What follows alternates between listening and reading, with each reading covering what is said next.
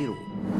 The influence that they kept on the pilot was a supporter of Anwar, and that was the day I was again convicted and sent to jail, and therefore he must have been very depressed. I tell you, so many taxi drivers were also depressed. That day, thousands of them, because one my base was the strongest supporter of taxi drivers, and no accident. So